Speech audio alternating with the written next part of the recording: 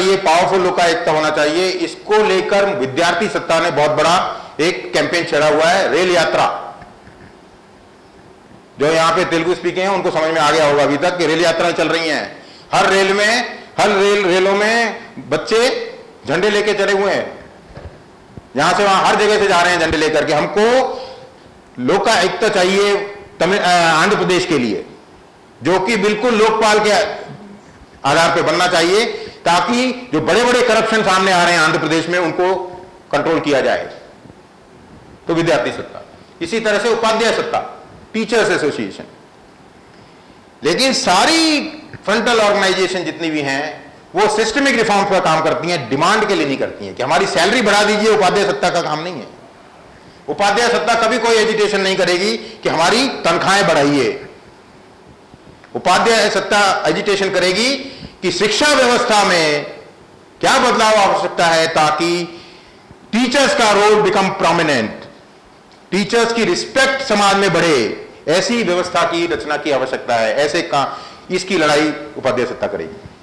विद्यार्थी सत्ता यह नहीं करेगी कि मुझे एडमिशन दिला दो। विद्यार्थी सत्ता करेगी किस तरह से शिक्षा व्यवस्था में परिवर्तन हो ताकि मेरी स्किल्स का डेवलपमेंट हो, ताकि मैं इस काबिल बनूं कि मैं अपनी पोटेंशियल को इस देश में पूरी तरह से पा सकूं। आई थिंक कल्चरली विद्यार्थी सत्ता, विद्यार्थी ऑर्गेनाइजेशन सभी पॉलिटिकल पार्टीज के पास हैं, सभी के पास हैं, पर वो इसलिए लड़ जाएंगे कि कौन वाइस चांसलर होना चाहिए या कौन नहीं होना चाहिए, या कौन सा ड्रेस कोड होना चाहिए, कौन सा नहीं होना चाहिए। ये मुद्दे बहुत ही छोटे मुद्दे हैं लोक सत्ता की नजर में, बड़े मुद्दे लोक सत्ता की विद्यार्थी सत्ता लाएगी। इस तरह की कल्पना करके फ्रंटल ऑर्गेनाइजेशन है। काफी बाहर से फॉरेन कंट्रीज में लोक सत्ता के सपोर्टर्स हैं, एनआरआईज हैं, पीपल ऑफ इंडियन ओरिजिन हैं, जो इस देश के बारे में काफी सोचते हैं, कल्पना करते हैं। वो चाहते हैं कि ये देश आगे बढ़े, जबकि वो वहां के भी नागरिक हैं, लेकिन फिर भी चाहते हैं कि अगर देश पूरे संसार में अगर शांति लानी है तो भारतीय कल्चर ही ला सकता है। इसकी समझ अब धीरे धीरे सब में आने लगी है। इसलिए भारतीय कल्चर को प्रोमिनेंस मिलनी चाहिए। तो पीपल फॉर लोक सत्ता नाम से एक संगठन ऑलरेडी बन चुका है। उसकी रचना इंग्लैंड में, उसकी रचना यूएसए में हो चुकी है। आपको याद होगा यूनाइटेड स्टेट्स में इंडिया अगेंस्ट करप्शन के बैनर के नीचे पीपल फॉर लोक सत्ता ने एक दांडी मार्च किया था, 240 माइल्स का दांडी मार्च, लोकपाल पाने के लिए। इस तरह की संस्था बन चुकी है। तो चारों तरफ से एक तड़पण मची हुई है कि इस देश में बदलाव करना है, और सब काफी लोग ऐसे इकट्ठे हो रहे हैं जो लोकसत्ता को व्हीकल समझ रहे हैं कि इस माध्यम से हम वो अचीव करेंगे जिसकी हमने कल्पना 1947 में की थी। मित्रों, आगे बढ़ने से पहले कुछ थोड़े बहुत इंट्रोडक्शन देना चाहता हूं, क्योंकि ये मुंबई में प्रोग्राम चल रहा है, महाराष्ट्र लोकसत्ता द्वारा ऑर्गेनाइज प्रोग्राम है। पूरे लोकसत्ता आंदोलन और लोकसत्ता पार्टी में मुझे दो जिम्मेदारियां दी गई हैं। एक, पूरे देश में केवल आंध्र प्रदेश को छोड़कर, जहां पे कि काफी लीडरशिप ऑलरेडी डेवलप हो चुकी है, पूरे देश में और बाहर देशों में लोकसत्ता की आइडियोलॉजी, ऑर्गेनाइजेशन एंड गोल्स का प्रसार कैसे हो, इसकी जिम्मेदारी मेरे ऊपर है। डॉक्टर जयप्रकाश नारायण ने पर्सनली कहा है कि you will coordinate this entire effort outside Andhra Pradesh. बहुत बड़ी जिम्मेदारी है, लेकिन मैं आशा करता हूं कि आपके सारे सहयोग से मैं ये पूरी तरह से निभाऊंगा, क्योंकि मैंने और मेरी पत्नी ने ये प्रण लिया था कि सारा जीवन अब देश को बदलने में लगेगा। दूसरी जिम्मेदारी है, जब तक कि जेन्युइन लीडरशिप तैयार नहीं होती है, महाराष्ट्र में कैसे लोकसत्ता का प्रसार हो, महाराष्ट्र लोकसत्ता पार्टी की भी मेरे ऊपर जिम्मेदारी है। लेकिन मैं अकेला नहीं हूं, महाराष्ट्र में हम बहुत ही तकदीर वाले हैं। महाराष्ट्र में मेरे साथ डॉक्टर जलिंदर अडसुले जी हैं, जो महाराष्ट्र पार्टी के जनरल सेक्रेटरी हैं। अडसुले जी 2 मिनट के लिए आएंगे। जरा लोगों को पता चलना चाहिए कि आप दिखते कैसे हैं। इधर आ जाइए जरा मेरे पास, ताकि, क्योंकि केवल आप लोगों को जहां बैठे हैं वह इनको नहीं, महाराष्ट्र के सारे लोगों को पता चलना चाहिए कि डॉक्टर अड़सुले जी बहुत ही हैंडसम है, बहुत ही कर्तव्यनिष्ठ हैं, पिछले 25 साल से समाज सेवा में हैं, सामाजिक शास्त्र के प्रोफेसर हैं, पीएचडी की है। किस पर? मुंबई की श्रम समस्या पर। किसी भी पॉलिटिशियन का पूछो कि मुंबई की श्रम समस्या क्या है, वो हाथ नहीं लगाए, अरे टच मी नॉट, ये उसमें घुसे हुए हैं, और उसकी समस्या का निर्धारण कैसे होगा उसके ऊपर उन्होंने अभी पुस्तक भी लिखी है। डॉक्टर अड़सुले जी पॉलिटिकल क्षेत्र में पिछले 10 साल से हैं और लोक सत्ता पार्टी में पिछले करीबन 4 साल से हैं। पिछली बार महाराष्ट्र में अगर कोई लोक सत्ता पार्टी की लड़ाई मैदान में ले गया है तो डॉक्टर अड़सुले जी हैं। बांद्रा ईस्ट में पिछली बार उन्होंने जोरदार टक्कर दी थी, लेकिन सही है कि बहुत सारे एंट्री बैरियर्स हैं पॉलिटिक्स में। अपने जो लोक सत्ता कम्युनिकेशन करना चाहती है उसमें समय लगेगा, लेकिन पहला बैरियर तोड़ दिया। कुछ लोग ऐसे हैं जो पॉलिटिकल पार्टी के बैनर, नई पॉलिटिकल पार्टी के बैनर के नीचे भी इस लड़ाई को मैदान जंग में ले जा रहे हैं। धन्यवाद। महाराष्ट्र में मुझे बहुत गर्व है, वो आज यहां नहीं है, लेकिन ऐसे व्यक्ति हैं जो बहुत ही इस पूरे महाराष्ट्र की, जो इसको अगर कटोरी से समझा जाए तो उसको संभाले के नीचे से पकड़े हुए हैं। ज्ञानेश सोमानी उनका नाम है, वो आज यहां नहीं है क्योंकि वो ट्रैवल कर रहे हैं। ज्ञानेश सोमानी जी महाराष्ट्र के स्पोक्स पर्सन है, बहुत ही डीप अध्ययन है उनका गवर्नेंस सिस्टम पर, पॉलिटिकल सिस्टम पर। अगर आपको 2 मिनट की चर्चा का मौका मिले तो जरूर करिएगा।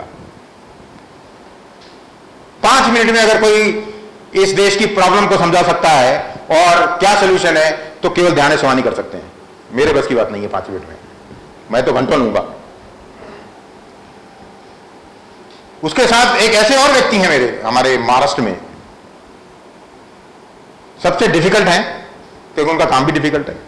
सुरेश नंदावत जी पैसे संभालते हैं, मांगते ज्यादा है देते कम है। कहते हैं पॉलिटिकल पार्टी का काम ही है, अगर पॉलिटिकल पार्टी अंधाधुंध पैसे खर्च करेगी तो पॉलिटिकल कल्चर जिसकी कल्पना लेकर लोकसत्ता चली है कभी पूरी नहीं होगी। वॉलंटरी वर्क ज्यादा होना चाहिए, पैसे पर काम कम होना चाहिए। जब तक ये कल्पना इस देश में नहीं आएगी तब तक नई राजनीतिक व्यवस्था की कल्पना करना मुश्किल है। पूरी फुल टवे लगे हुए हैं, और यही नहीं, ट्रेजरर के नाते वो अब केवल महाराष्ट्र का नहीं बोलते हैं, मैं पूरे, जब तक कि हर वार्ड में, हर सिटी में, हर डिस्ट्रिक्ट में ट्रेजरर नहीं आते मैं सबका काम करूंगा।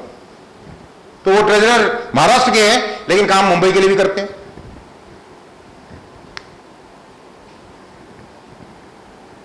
मित्रों, मुंबई जहां हम बैठे हैं, मुंबई में पिछले 7 साल से लोकसत्ता को संभाले हुए और आगे बढ़ाते हुए डॉक्टर केदार दीवान।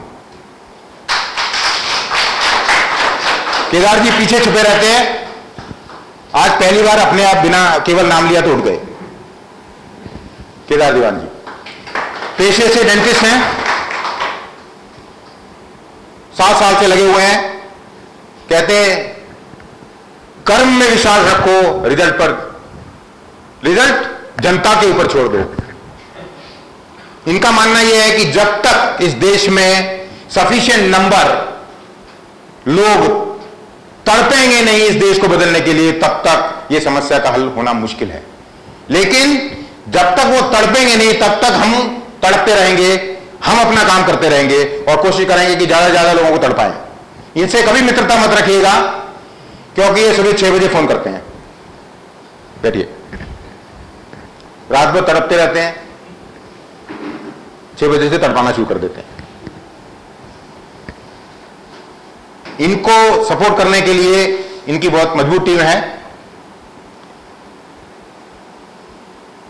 डॉक्टर आजाद पेशे से होम्योपैथिक हैं। आजाद जी पीछे नहीं, अब आगे आ गया समय सबको दिखाने का कि आप भी है। आइए, सेक्रेटरी हैं लोक सत्ता पार्टी के मुंबई में, लगे हुए हैं पूरी मेहनत से। आइए, डॉक्टर आजाद जो हैं बैंड्रा ईस्ट में रहते हैं, इन्होंने प्रण कर लिया है कि मरने से पहले देश को जरूर बदलूंगा इंशाअल्लाह। इंशाअल्लाह ये पूरी कोशिश कर रहे हैं कि मुझे ना सोने दें, डॉक्टर केदार को ना सोने दें, ऐसी होम्योपैथिक दवाई देते हैं। डॉक्टर केदार दीवान से पूरी तरह से तड़प रहे हैं दोनों जने। शायद मेरे ख्याल से इनकी बात 5 बजे होती होगी, तब जाके केदार दीवान 6 बजे फोन करते हैं सबको। बैठिए, इनके साथ हैं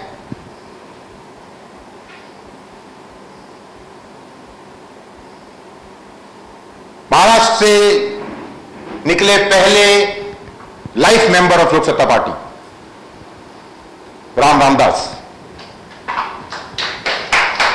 राम रामदास स्ट्रॉन्ग पिलर हैं। राम जी सामने आइए। केवल इस जनता को नहीं, पूरी मुंबई की जनता को पता चलना चाहिए कि आप भी हैंडसम हैं। मैं तो हैंडसम हूं ही, मैं अपने आप को मैं हैंडसम हूं। मैं तो अपने आप को आजकल 18 साल का लड़का समझता हूं, क्योंकि हमारे यहां एक युवा नेता है जो मुझे हर बार 1 साल कम करने के लिए बोलते हैं और मेरी कोशिश करते हैं करते रहे। मैं पिछली बार मैं 51 का था, तो इस बार बोला 50 का बोलना टीवी पर आओ, क्योंकि आपने पिछले 1 साल में इंप्रूव किया, आप 50 के दिखते हो जिस तरह से आपने काम किया। तो रामदास जी के बाद में उनको इनवाइट करना चाहूंगा, रूबन मस्करनस।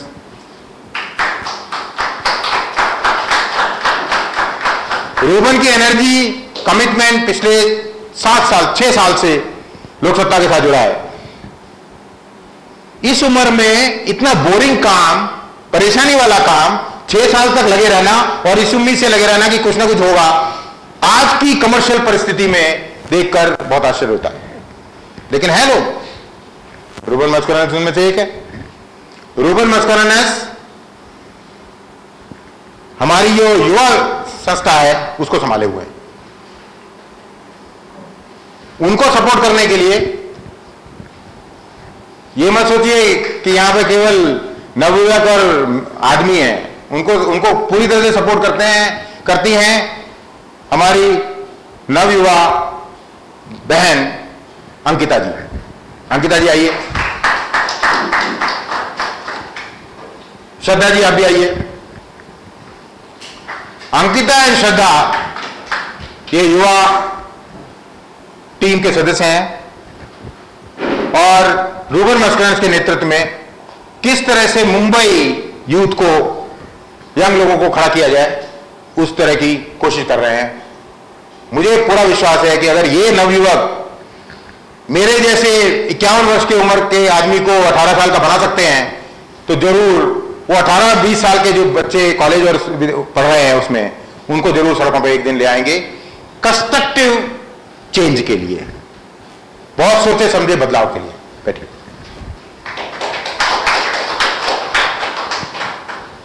कम्युनिकेशन आजकल बहुत ज्यादा है। कम्युनिकेशन में गांधी जी बहुत माहिर थे। उन्होंने रेल को ही एक कम्युनिकेशन का चैनल बना दिया, रेलवे को ही बना दिया कम्युनिकेशन चैनल। नई नई व्यवस्था आ रही है, नई नई परिस्थितियां बदल रही हैं। हमारे बीच में भी कुछ गांधी जी की तरह सोचने वाले क्रिएटिव लोग हैं। पंकज अस्थाना जी आइए। पंकज जी, पंकज अस्थाना जी जो हैं ऑनलाइन टीम के लीडर हैं।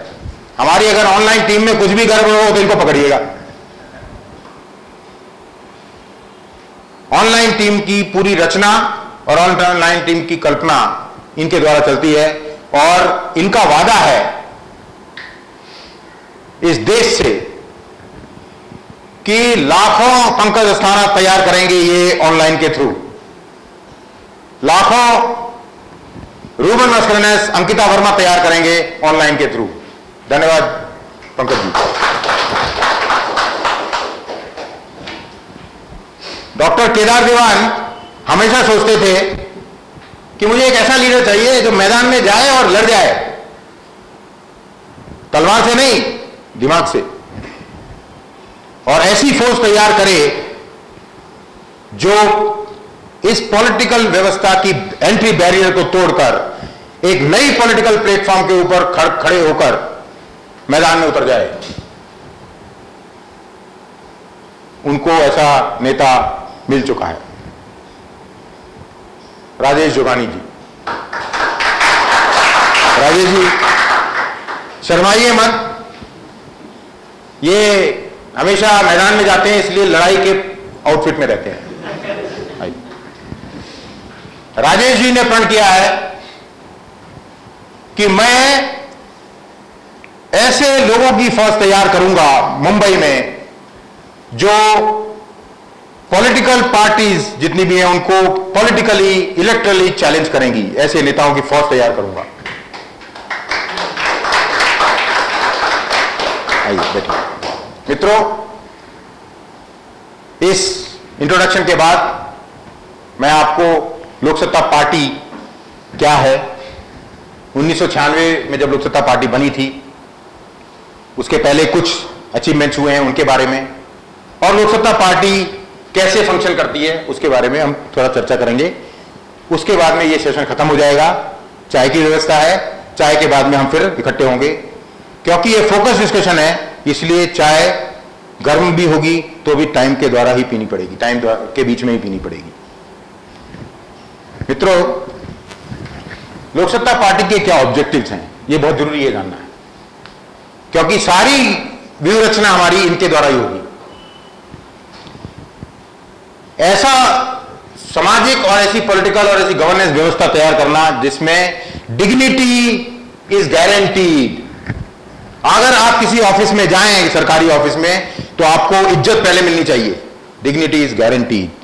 आज जिस व्यवस्था में जाते हैं आप, पहले आपकी इज्जत उतार ली जाती है। हमको ऐसे सामाजिक व्यवस्था और ऐसी गवर्नेंस व्यवस्था की तैयारी करनी है जिसमें dignity is guaranteed irrespective what you are, चाहे गरीब हो, अमीर हो, चाहे किसी भी जात का हो, रिलीजन का हो, लेकिन डिग्निटी इज गारंटीड। दूसरी, जिसमें इक्वल अपॉर्चुनिटी, यानी कि सभी को अपॉर्चुनिटी एक तरह की मिलनी चाहिए।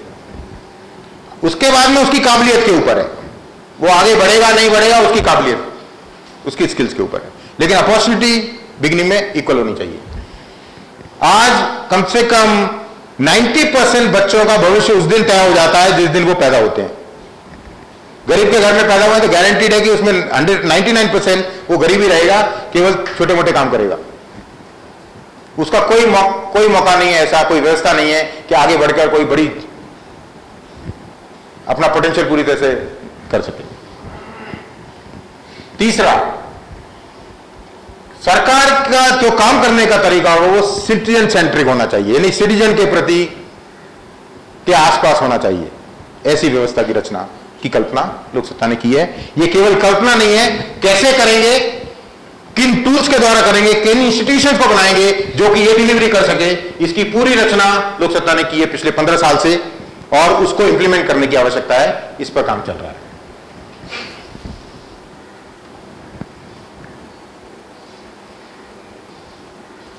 कैसे करेंगे, कुछ थोड़े मुद्दे बता दूं मैं आपको।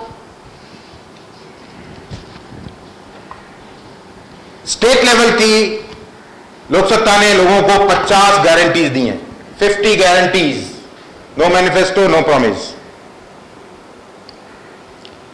लोक सत्ता ने 50 गारंटीज दी हैं लोगों को कि अगर सरकार में आ गए या फिर ऐसी परिस्थिति में पहुंचे जहां हम सरकार के डिसीजंस को इन्फ्लुएंस कर सकें, अपोजिशन में रहते हुए भी, तो भी ये 50 गारंटीज आर देयर। ये वेबसाइट में आपको मिल जाएंगी 50 गारंटीज। कुछ गारंटीज मैं आपको अभी दिखाऊंगा।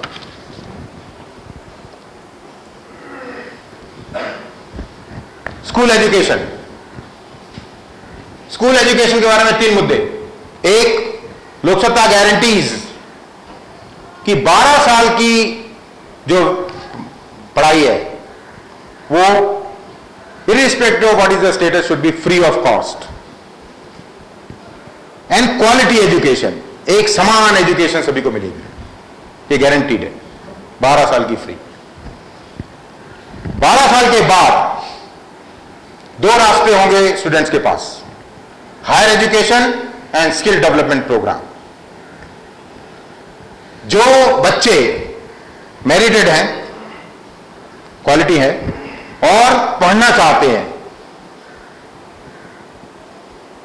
पैसा उनके रास्ते में नहीं आएगा। पैसा नहीं है तो भी सरकार ऐसी व्यवस्था करेगी उनको पैसा मिले। जो अमीर हैं वो तो अपने आप ही पढ़ेंगे, मेरिटेड है और जो पढ़ना चाहते हैं। लेकिन अगर गरीब हैं, सरकार ऐसी स्कॉलरशिप वगैरह की व्यवस्था करेगी जिससे कि वो पढ़ सकें। 12वीं के बाद लेकिन काफी लोग पढ़ना नहीं चाहते क्योंकि उनका इंटरेस्ट कुछ और है। क्या वो खराब है? नहीं, अपने अपने क्षेत्र में बहुत अच्छा काबिलियत रखते हैं वो। ऐसी कुछ स्किल डेवलपमेंट प्रोग्राम्स होंगे जिसमें कि हम अच्छे कारपेंटर तैयार करें, अच्छे ड्राइवर्स तैयार करें, अच्छे प्लम्बर तैयार करें, अच्छे मोची तैयार करें। ऐसी कुछ काफी इसके अच्छे वर्कशॉप इंजीनियर, कार मैकेनिक्स तैयार करें, अच्छे इलेक्ट्रीशियंस तैयार करें। ऐसी 3 से 6 महीने से साल भर की ट्रेनिंग के व्यवस्था 12वीं के बाद में उनके पास वो ऑप्शन होगा, ताकि